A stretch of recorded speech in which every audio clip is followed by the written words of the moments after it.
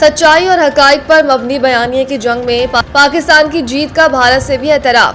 بھارت کے سابق deputy national security adviser Arvind Gupta نے بھی اعتراف کیا ہے کہ پاکستان کا بیانیہ کامیاب ہو چکا ہے۔ ان کے مطابق پاکستان نے کئی دہائیوں سے اپنے موقف کو منظم انداز سے پیش کرنے پر مسلسل کام کیا ہے، جس کے باعث اسے سفارتی سطح پر کامیابی حاصل ہوئی۔